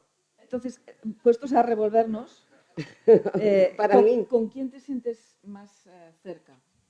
yo, Sí, a nivel de fotografía o de literatura o de cine. bueno, de muchos, no de hombres o de mujeres, No, da igual. no, de muchos, o sea, Como, ahorita como fotografía. como ¿De quién te sientes? fotografía me encanta Kudelka, siempre me ha gustado desde hace años, es muy mi amigo, tengo fotos de él en mi Que casa, tenemos una exposición aquí, sí, ¿no? yo lo sé, lo adoro, le enseño mis fotos, viene a verlas, conocí a Cartier-Bresson, que le enseñé mis fotos, como él estuvo en Juchitán, eso se me olvidó decirles, en los años 30, él estaba muy feliz de que yo estuviera haciendo un trabajo en Juchitán, porque además tuvo una novia, Lupe, que incluso me dio el retrato para la Casa de la Cultura. Pero como en la literatura y como en la fotografía y como en el cine también uno va cambiando, porque vas aprendiendo. Por ejemplo, ahorita me encanta Grusinski, que te platiqué, Serge Grusinski, porque hace un análisis desde tiempos prehispánicos hasta la colonia que me parece fantástico. Desde un punto de vista, mira, es polaco-francés, pero vivió 10 años en México y creo que nos ha entendido muy bien. Nos ha entendido muy bien, o sea, su opinión para mí vale muchísimo. Ahorita estoy fascinada con él, pero también me estoy leyendo, me gusta mucho en este momento leer, por ejemplo, a Netzahualcóyotl, que fue un rey poeta, a incluso a Hernán Cortés, porque tenemos una visión totalmente diferente de él. Fue un hombre muy inteligente, que cometió muchas barbaridades, pero que también fue muy amigo de Moctezuma mientras Moctezuma estaba preso. Entonces, todo este mundo, desde tiempos prehispánicos a la colonia y hasta ahora, me interesa mucho en este momento investigarlo. Y de literatura, bueno, hay muchos autores que me encantan, ¿no? Y de cine, fíjate, las primeras películas de Wim Wenders me fascinaban, ahora ya no tanto. Pero París, Texas, la puedo adorar. Y me gusta mucho el cine italiano, Fellini, Pasolini. De hecho, cuando yo fui a Roma a hacer un libro, me fui mucho a Ostia, donde lo mataron, y fue como mi guía espiritual, ¿no? De hecho, tengo unas palmeras que a lo mejor por aquí están que les voy a enseñar, eh, para que vean cómo, que parecían verdugos, parecían los que lo habían matado, para mí. Por eso te digo que la fantasía, la imaginación y la fantasía tienen mucho que ver. Bueno, esto es un ritual en Nuevo León. Esto me interesa mucho. En el Bueno, nombre del y padre. luego les platico de las palmeras que están Vale. como Sí, verdugos para muéstralo, ¿no? Pasolini, porque para mí Pasolini fue un hombre anárquico, maravilloso, que adoro. Su cine y todo lo demás. Lo que me interesa de esto Del nombre del del padre. nombre del padre es que en un momento determinado dices que para ti lo que estás fotografiando era un mundo de erotismo. Entonces, en un momento determinado en una entrevista, Sí, de erotismo con la sangre y la excitación que ella provoca a la gente. Entonces, sí. explícanos un poco este proyecto porque es así como muy... Bueno, este es un proyecto que hice en México, en la Mixteca, en Oaxaca, que cada año se celebra, porque son unas gentes que llegaron de Galicia, que son los patrones desde hace muchos años, porque en México no había cabras, y traen a las cabras tanto para venderlo el cuero como los huesitos y sobre todo el mole de cadera. Y aquí contratan a los indígenas. De generación en generación siguen los indígenas trabajando. Entonces, los patrones cada año hacen esto y los indígenas matan por muy poquito dinero y por las tripas y por este tipo de cosas, pero como se produce tanta sangre, estas son las cabritas que llegan de estar un año pastando con sal en el campo. Y esta es la cabrita que salvan los indígenas, no los patrones. Hay una que la salvan para pedirle perdón a las cabritas. Entonces le ponen una corona de flores y la bailan. O sea, la bailan antes de la matanza. Y aquí, como ven, aquí está la sangre. Las mujeres vienen a ayudar a los hombres porque les pagan muy poco. Y de verdad, no es mentira, se produce una cosa erótica entre ellos que es impresionante. No sé si, a mí me interesó primero porque sentí como que, qué interesante, como el sacrificio de Isaac, la Biblia. Yo empecé a leer un poco también la Biblia, esa parte, para ver qué pasaba. Pero la excitación que a toda esta gente les produce la sangre, te contagia. Yo estaba llena de sangre y sin embargo me iba a comer el mole de cadera. ¿Pero fuiste con Osvaldo Sánchez? Fui varias veces, fui con Osvaldo. Y Osvaldo dijo que se mareó, se fue. No, Osvaldo se desmayó fue casi. perdón, a volver el estómago porque no pudo. Y yo me quedaba ahí llena de sangre comiendo mi mole de cadera, estaba delicioso. Pero sí hay un erotismo, yo no se lo sabría. Bueno, erositanato, yo no sé porque no sé de esas cosas, pero lo que yo viví No, sí que sabes. era un erotismo muy fuerte. Aquí ven, esta sangre le están quitando a la cabrita, pobrecita, está casi con una lágrima. Y luego se la beben porque es buena para la salud. Miren, qué maravilla como la mujer, para poder hacer rápido el trabajo, se pone el cuchillo en la boca y para poder hacer más rápido el trabajo y poder ayudar a su marido, donde van a ver que toda la familia ayuda es como la familia, vean aquí. Esta es una foto que un día en Liberación, en París, me dicen, mándanos una foto sobre la felicidad. Y yo mandé esta foto. Porque yo dije, pues la niña está feliz. ¿Y la publicaron? ¿La publicaron? Claro, con el texto de un filósofo. Entonces yo dije, ¿qué puedo mandar sobre la felicidad? Bueno, Son franceses. ella está feliz, ¿no? O sea, yo no sé, o sea, pero está feliz. Pero todos los niños comparten, están ahí. Bueno, esto siempre sucede también en Marruecos cuando matan a las cabras. Estas son las costillitas con las que van a hacer el mole de cadera. Y yo le puse en el nombre del padre porque los indígenas de verdad, cada vez que mataban una cabrita se presionaban. Y tengo otra foto, lo que pasa es que no tengo todas aquí, donde está uno de los matanceros, toma el libro de oraciones de Navidad, ni siquiera de las cabritas, y empieza a rezar, con todas las cabritas ahí muertas. Entonces yo digo, sí, pobres cabritas, pero también pobres indígenas, ¿no? Pobres indios, porque tienen que matar por nada y todavía se persignan y le piden perdón a la cabrita. Salvan a una, la bailan. Como un complejo de culpabilidad que Exacto. de alguna manera rescatan, ¿no? Y como una especie de compasión, ¿no? Finalmente. Claro, claro. No les gusta matar, lo hacen porque tienen hambre. Yo no sé si estás de acuerdo, pero quizá, porque me parece que ya son las 9:30, las 8:37. Si hay preguntas o comentarios y tal, de verdad que ningún problema, ya podemos abrir la conversación. Si no, yo continúo, pero igual podríamos dar un poco y luego podemos mirar las fotos. Pero si hay alguna pregunta, aquí hay una. Creo que necesitamos el micrófono, sí. Ay, sí. ¿Funciona? ¿Nos puede hablar un poco sobre la cultura del mushe o el papel que tiene y cómo, bueno, la aceptación que tiene? Sí. Mira, hay una cosa muy interesante que también ayer le platicaba a Marta. Cuando yo voy a Juchitán, los niños, incluso desde muy pequeños, puede ser desde los 9 años, como es un pueblo, como dije, muy erotizado, ya su cultura zapoteca es muy erotizada, la primera relación que tienen es o con una tía o con un mushe. O sea que desde el principio el niño, no sé si en este momento siga, pero cuando yo fui sí, el niño tiene la oportunidad de ver si quiere estar con los hombres o quiere estar con las mujeres, ¿no? Entonces, para las madres, en la época que yo fui también, era muy agradable tener un hijo. Quizá en algún momento al padre le molestaba un poco, pero al fin y al cabo, para la madre, que es la que trabaja en el mercado, es muy interesante tener una especie de hija, hijo, que puede ir al mercado con ella, que le ayuda y que a la madre le da gusto de que se vista de mujer y que ande por las calles.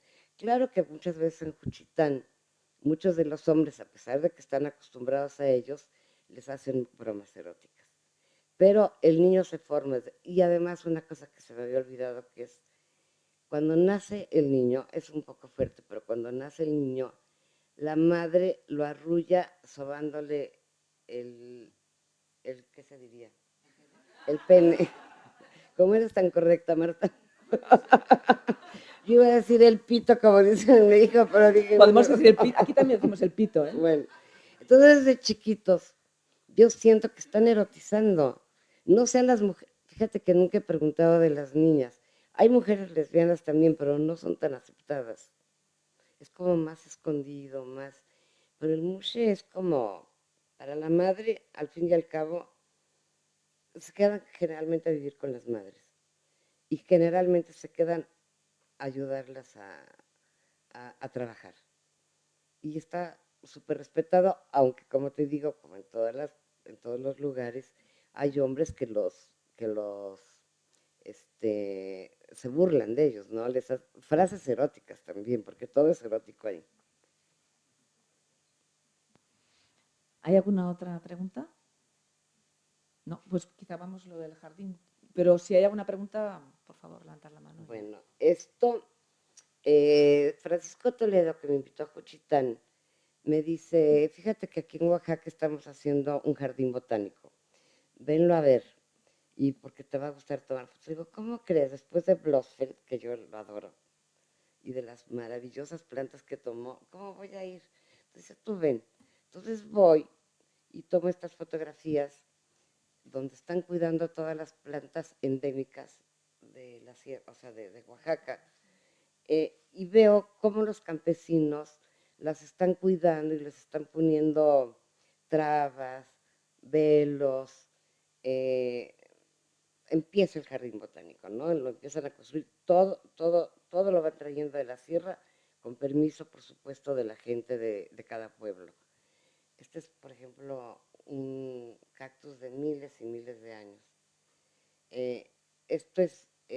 Los trasladan los trasladan de la sierra a este jardín que forma parte del convento de los dominicos, donde ellos tenían rosas. O sea, cuando vienen de España, la gente lleva rosas. Y aquí tratan de que sea con cactus.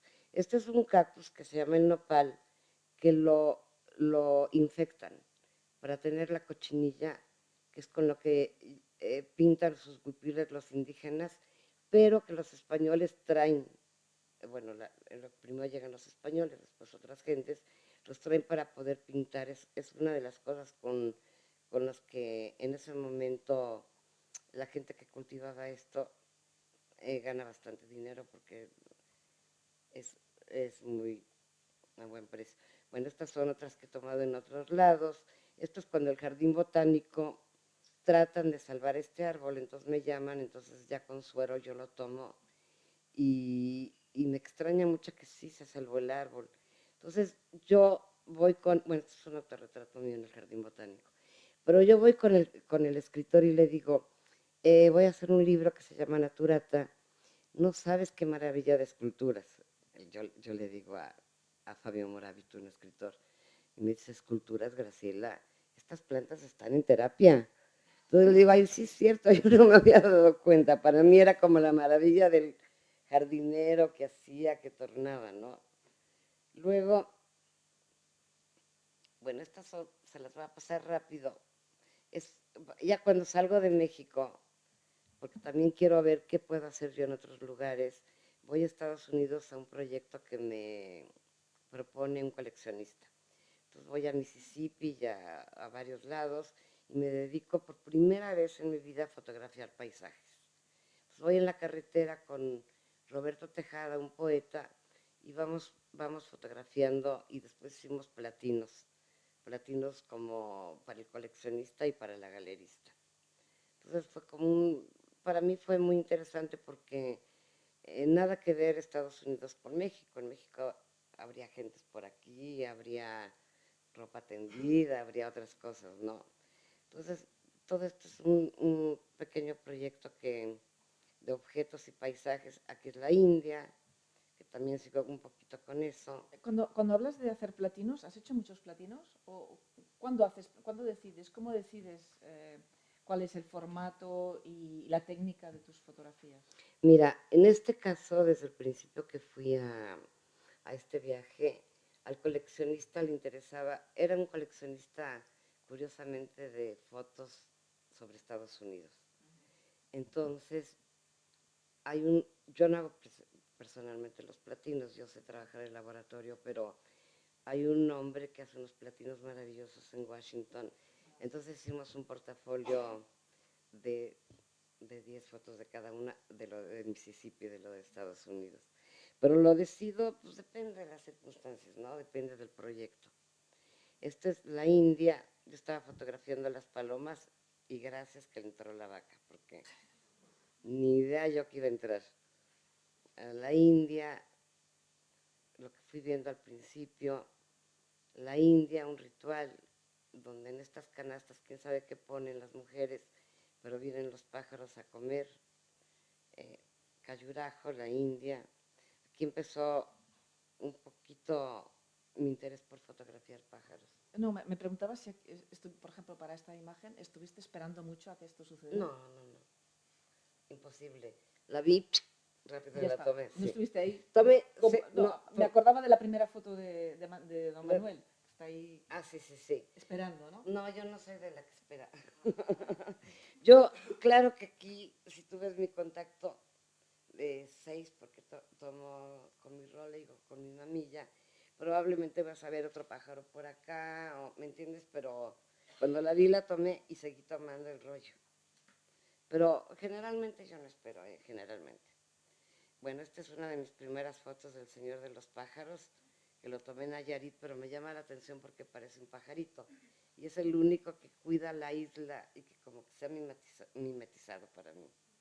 Bueno, este es también Nayarit, que ya los pájaros no te hacen nada porque están acostumbrados a estar en la soledad y nadie los molesta. Esto es Benares. Esta es la radiografía de un pájaro, porque fui con yo quería hacer radiografías de plantas para mi jardín botánico y no se pudo, pero estaba este pajarito que lo quería salvar. Bueno, el caso es que tomé esta fotografía. Después he empezado a tomar objetos.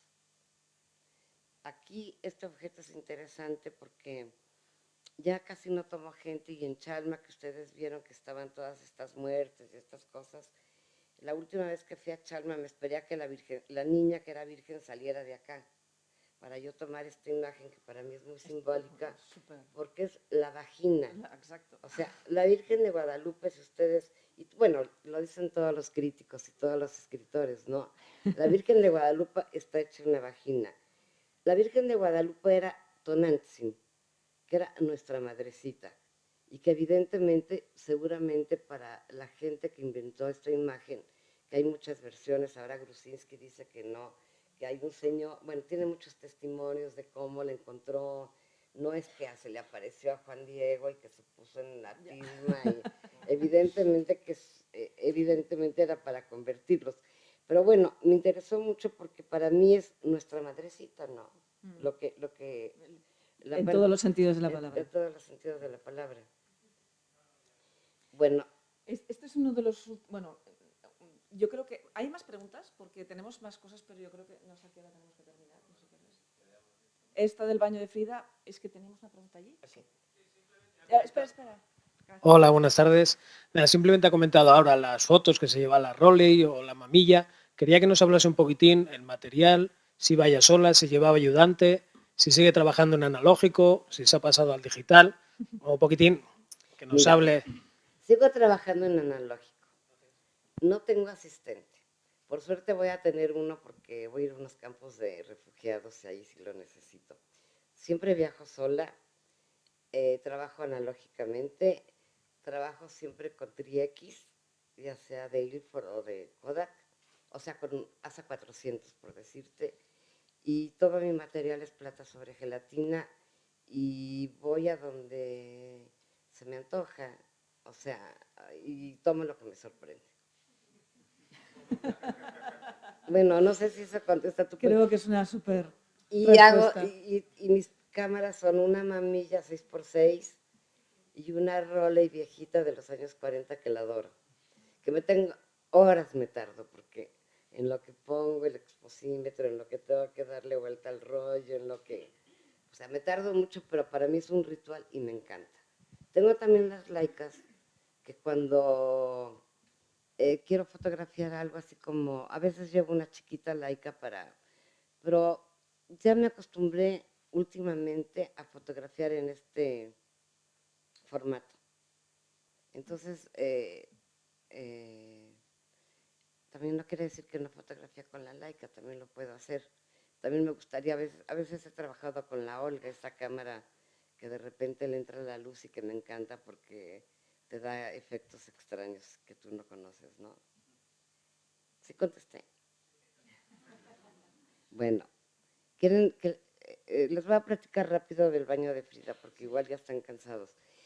En 1954 muere Frida Kahlo y Diego Rivera ordena que el baño de Frida se cierre por 15 años. ¿Por qué? Porque ahí están muchos de sus objetos, tanto personales como sus objetos de dolor, como son todo lo que ustedes van a ver. Y a mí me pasan los 15 años, pero no abren el baño de Frida Kahlo. Hasta los 50 años que muere Dolores Olmedo, que no quería Frida Kahlo, que también fue amante de Diego, se abre el baño cuando ella muere y a mí me invitan a fotografiar los huipiles, pero yo le digo a la directora, fíjate que yo no sé fotografiar huipiles, ni sé tomar fotos en estudio, ni uso flash, ni uso luces, ni nada. ¿Qué son huipiles? Huipiles son todos, ¿ustedes se acuerdan de Frida Kahlo cómo usa unos vestidos largos? En México les llamamos huipiles, pueden ser cortos, pueden ser largos, pueden ser de Oaxaca, pero es el vestido, digamos, antes de la colonia, que usan en diferentes pueblos de México. Incluso en algunos nada más es un enredo y está el cuerpo desnudo. Entonces yo paso por el baño y le digo a Hilda Trujillo, la directora, ¿y esto qué es? Dice que acabamos de abrir el baño y ahí está todo lo de Frida. Le digo, ¿y tú me dejarías fotografiar eso? Me dijo, claro. Entonces yo lo único que hago es tomar de la tina donde estaba todo, olía horrible, como se pueden imaginar, o sea, 50 años cerrado eso. Y yo lo que hago es interpretar lo que encuentro en el mismo baño. Por ejemplo, esta es la cosa está para el estómago, ¿no? La bolsa para el estómago. Ella le encantaba mandarse a hacer sus corsés. Era muy coqueta a pesar de los dolores tan fuertes que tenía. Yo no soy fridómena, pero ahí cuando fui, no, porque ahora todo es Santa Frida, pero cuando yo fui ahí, sí me di cuenta de que era una mujer muy valiosa, de que con todos los dolores que tenía, se acostaba en su cama con estos y seguía pintando, ¿no? Con estos corsés. ¿Y fotografiaste tal cual lo encontraste o tú lo pusiste? No, yo los interpreté, yo los tomaba de la tina y los ponía en el mismo baño. En donde encontraba, se encontraba un clavito, se encontraba, no, me tardé 2 días nada más, no era... Este es un autorretrato que yo, me acababan de operar de un pie, que a Carlos le consta que me traté de curar en el río San Juan. Entonces, cuando yo me tomo este autorretrato, hay un cuadro de Frida Kahlo que yo en ese momento no fui consciente, que se llama Lo que el agua me da. Claro, de otra manera, pero en su tina. Entonces yo después de que tomé esta foto, yo le decía, ay Fridita, perdóname, no me vayas a castigar porque dije, no me vaya a quedar yo como ella sin pierna. Y aquí como ven, encontré también carteles políticos. Frida era del Partido Comunista. Muchas veces se fue, recibieron a Trotsky, el Partido Comunista los regañó, votaron a Trotsky, volvieron a ser del Partido Comunista, o sea, un desastre político. Tú también fuiste del Partido Comunista, ¿no? Yo fui del Partido Comunista, pero a medias, o sea, no, me dieron una tarjeta del Partido Comunista, llevé a campesinos al campo, a guerrilleros, digamos, pero les voy a decir la verdad, cuando yo iba a las asambleas no entendía ni papa. Yo decía, ¿y cómo Como los obreros, fotolibros, ¿no? o sea, sí, cómo los obreros entienden? O sea, si esto está como muy complicado, ¿no? Pero bueno, sí ayudé al Partido Comunista, ¿no? Ayudé al Partido Comunista y evidentemente soy de izquierda, pero no del Partido Comunista. Entonces, bueno, aquí ven ustedes que se llama Demerol. Esto es la morfina que existe ahora, con la que todos los días Frida tenía que tomar para sus dolores. Y todos los carteles que encontré de Stalin o de Lenin o de lo que fuera, los acomodé junto a sus objetos, pero nunca encontré ni una carta, ni una tarjeta, ni nada de Trotsky. Y mira que fueron muy cercanos, se dice incluso que Trotsky, tenían mucha libertad Diego y Frida, y Trotsky tuvo amores con, según dicen todos los... Bueno, aquí está sus muletas, esta es la tina donde yo me tomé mis pies, esta es ella le faltaba una pierna y esta prótesis, tenía varias prótesis y siempre con los mismos zapatitos chinos, tenía como 50 zapatitos chinos para estárselos cambiando. Estos son su bata donde pintaba, y yo encontré estos guacamayas, yo encontré muchas cosas disecadas, que aproveché y las puse en sus objetos. Pero creo que son las guacamayas de un autorretrato de ella donde los tiene aquí. Porque ella disecaba todo. Ahorita van a ver también una tortuga disecada. Había como que todo estaba en este ropero donde era muy fuerte el olor. Era un ropero, porque yo entendí, o una vez que estuve ahí precisamente en la casa de Frida, que construyeron como un doble muro, ¿no? Y que estaba todo detrás de este doble muro, ¿o no es así? No, mira, tú bajabas de la recámara, Sí. entrabas al baño y en el baño había esta tina y había un roperito que Frida tenía donde estaban todas estas cosas disecadas. No sé si desde que ella vivió después lo pusieron cuando cerraron el baño, pero donde estaba su polvo, que no me atrevía a fotografiarlo porque olía, o sea, su polvo que era yo dije, es un objeto maravilloso, no pude. Y mira que soy morbosa y me gusta hacer mil cosas, pero ahí sí no. Entonces estas yo creo que son las guacamayas. Esta es la bata con la que Frida, cuando se iba al ABC, ahí dice ABC que es el hospital inglés, está manchada de sangre y de pintura. O sea, ahí fue donde yo la admiro, porque una mujer con tantos dolores, sin un pie, ay bueno, tremendo, sigue con esta terapia de pintar para salvarse, ¿no? Para mí es un poco como el jardín botánico, ¿no? Que son plantas en terapia y son objetos en terapia, sin darme cuenta, después como que analicé. Estas son las cenizas de Frida Kahlo, que yo cometí un error gravísimo, que cuando lo vio la directora del museo casi me mata, porque estas estaban en su cuarto desde toda la vida. Diego las puso aquí es una cosa prehispánica, y yo le digo al asistente, vente, tráelas. No, ¿cómo crees que estas no se pueden mover? Claro que se pueden mover, Hilda me dio permiso de todo. Entonces cuando le enseño esto a Hilda, me dice, Graciela, ahora ya me deja ponerlo. Esto era prohibidísimo. Y yo digo, bueno, y si se me hubieran caído, imagínate tú, tantos años, Hubieses cambiado la historia. hubiera cambiado la historia. Estos son unos, ya se va a terminar, para no cansarlos, me da pena. Son mis autorretratos, donde te digo que a veces se construyo, o sea, donde, bueno, pero son autorretratos que yo inconscientemente me tomo. Es como que Pero es como una necesidad. es una necesidad, pero en ciertos momentos de mi vida, y no es constante. ¿Y por qué? No sé, porque me pongo un pescado en la boca, pues no sé por qué. Esta se llama Ojos para volar, en pregunta, en una crisis que yo tenía, y casualmente quedó la cabecita del pájaro muerto en mi ojo. O sea que en mi crisis, sin querer, porque la vida te da muchas cosas sin querer, quedó ahí el pajarito. Esta sí estaba yo en análisis y yo sentía que me salían serpientes, ¿no? Cuando hablaba con el psiquiatra, porque yo tuve algún problema por ahí, o muchos. Como todos. Entonces dije, bueno, voy a buscar unas serpientes y lo voy a representar lo que yo estoy Yo sintiendo. tengo que decirte una cosa, que esta foto me acuerdo muchas veces de ella, sobre todo cuando hay momentos así como que uno está con ganas de decirlo todo o de cabrearse o de mandar a alguien a paseo, y siempre me acuerdo de esta fotografía. Si quieres te mando unas serpientitas. No, mándame la foto, mándame la foto. Pero ya, evidentemente, te la mando mañana. Tenemos testimonio. Sí, mañana. Bueno, no que llegue a México. Y este es un autorretrato que yo tomo en casa de Trotsky, con los balazos que dio Siqueiros, que también era del Partido Comunista, pero evidentemente el Partido Comunista de Rusia evidentemente no quería a Trotsky, porque, bueno, ustedes saben la historia política, y estos son los balazos que Siqueiros da, y yo estoy tomando esta pared, y me doy cuenta sin querer que me estoy tomando un autorretrato. O sea, fue sin querer. Pero cuando lo vi dije, no, bueno, me encanta, ¿no? ¿Hay muchas fotos que has hecho sin querer? Muchas, muchas.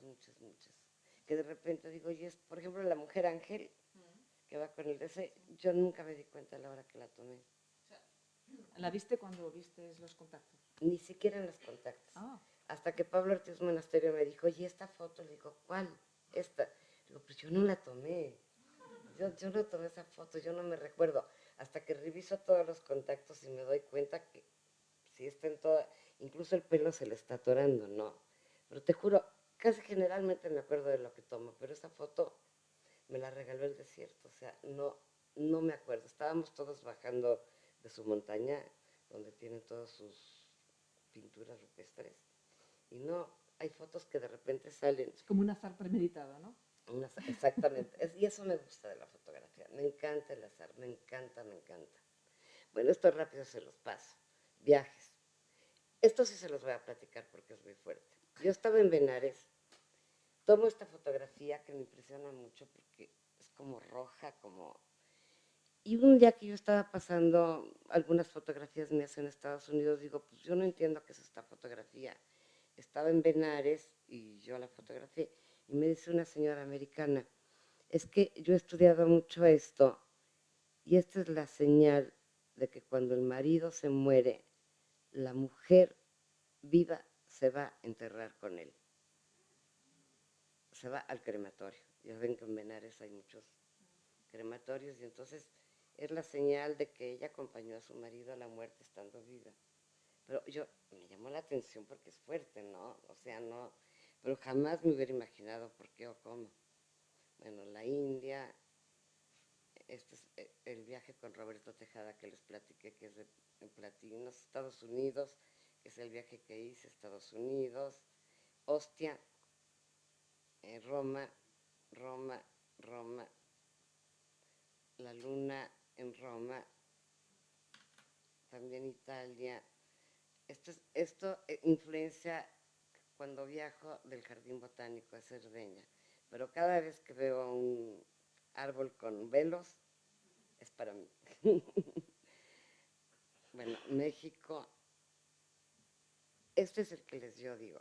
Yo voy a Ostia, donde matan a Pasolini, exactamente en el lugar donde lo matan, y yo adoro a Pasolini por ser un anarquista.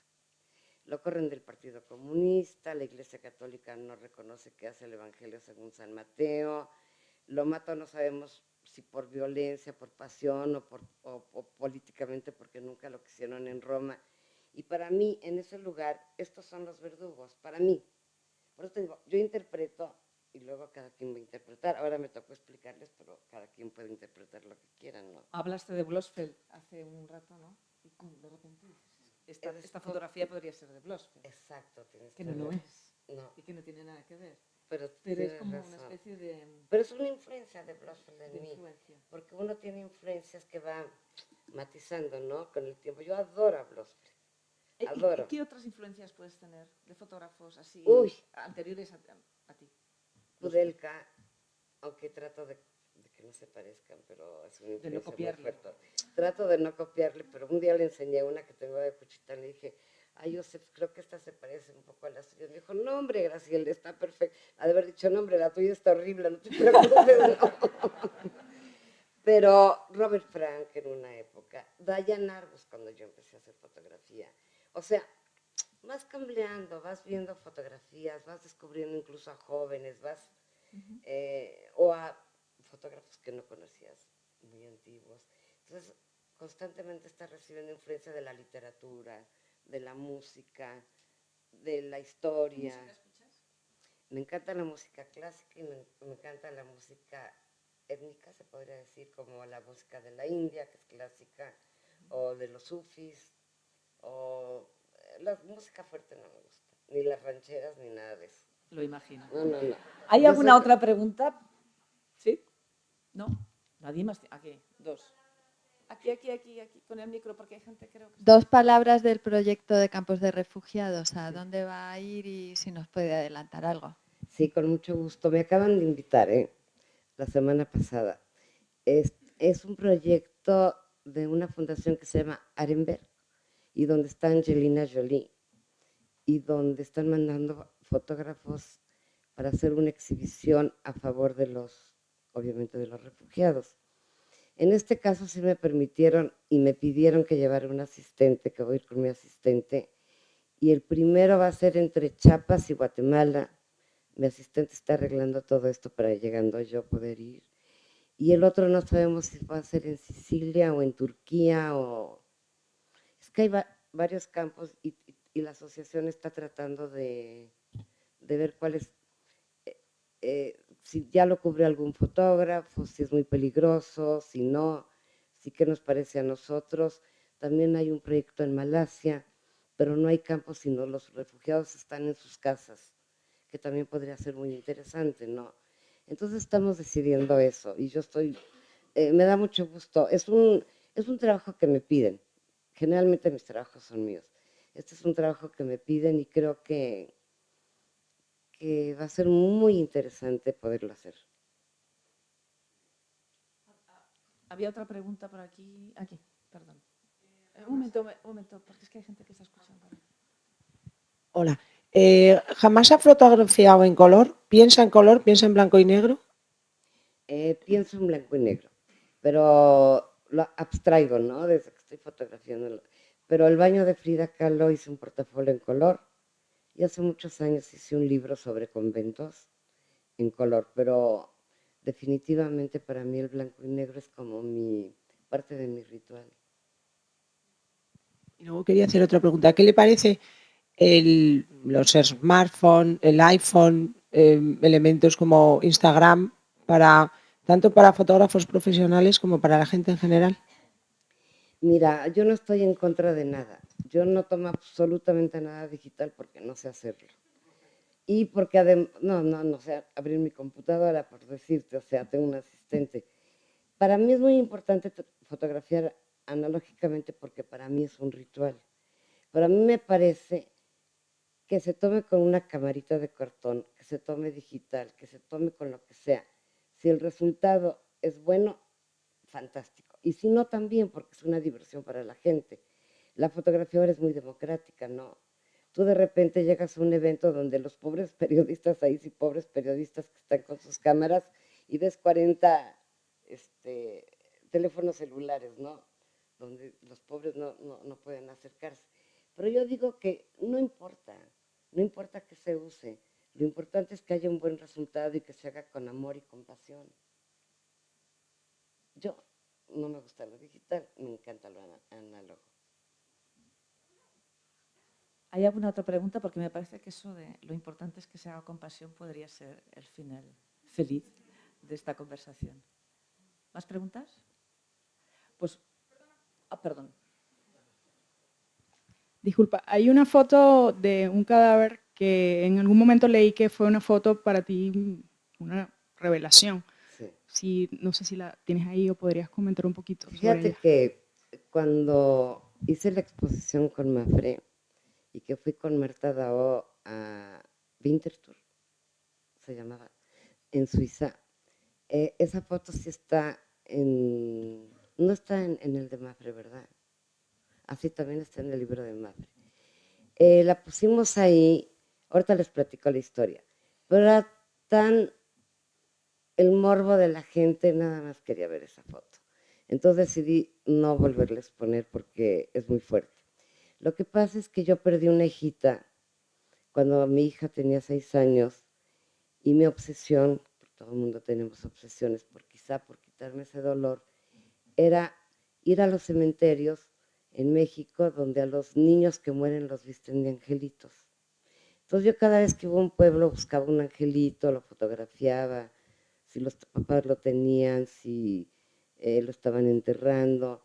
Y estaba yo en Dolores Hidalgo, cerca de San Miguel Allende, y vi a un señor con la cajita y su familia, y le pedí permiso, le dije, señor, ¿lo puedo fotografiar?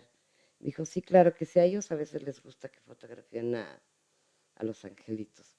Entonces yo lo seguí, estaba en la calle, lo seguí al cementerio de Dolores Hidalgo, y de verdad, en el medio del camino estaba un hombre que era mitad calavera y mitad vestido. El señor volteó a verme así como, yo dije, ¿qué pasa? Entonces yo por respeto al señor tomé nada más 4 fotos y me seguí con él a enterrar a su angelito. Y después en el cielo vi como miles y miles y miles de pájaros, que evidentemente eran los que lo habían picoteado en la cara, ¿no? Porque ya era un cráneo. Entonces yo ahí sentí, por eso la fotografía es tan importante en la vida para mí, porque también la fotografía a mí misma me da lecciones, ¿no? Yo sentí que la muerte me dijo, ¿sabes qué, Graciela? Párale, basta, cierra esa herida, basta, ya no, y no volví a fotografiar a la muerte. Bueno, no volví a fotografiar a los angelitos. Ahí fue cuando entré en esta depresión tan fuerte que les platico que fui con el analista y por eso están las serpientes. Y que afortunadamente ahora puedo hablar de eso porque antes no podía. Pero cómo la fotografía es tan parte de ti misma, en mi caso, pienso que en los de los demás también, que hay un momento de dolor tan fuerte en tu vida que se vuelve realidad en un momento para decirte, basta, ¿no? Ya déjate de tonterías y quédate con tu dolor o cúratelo. Y ahí fue por cuando yo voy con Mario, mi analista, y yo sentía claro que me salían serpientes, sí. Pero es una historia muy triste y Marta y yo dijimos, no, esta foto ya no hay que ponerla porque toda la gente se iba a esa foto y todos querían la explicación y es muy duro dar esa explicación, ¿no? Ahorita puedo porque ya estuve en análisis, ¿no? Y cuando Fabián Bradú me hace esta entrevista y le platico de eso, me dice, no, no te lo creo. Entonces yo de casualidad tenía un contacto vintage de todo esto. Se lo enseño y en el momento en que se lo enseño, después de 30 años, me doy cuenta que yo no he resuelto ese problema. Porque ahí, sin querer, empieza una depresión, pero que no como, que... Entonces, claro, pienso, digo, es el contacto, ¿no? Es el recuerdo de lo que yo viví y que a nadie se lo había enseñado, ni a mis hijos. Entonces, por eso yo siempre digo que la cámara es un pretexto para conocer la vida y conocerte a ti mismo, ¿no? Es también una terapia, a veces, ¿no? Claro, pero también la cámara es una terapia. Sí, sí, la cámara. Ah, sí, es lo que decía, sí, sí. La cámara. Sí. Lo dejamos aquí. Bueno, pues muchas gracias Carlos, sobre todo muchas gracias Graciela. Gracias. Ha sido fantástico. Gracias.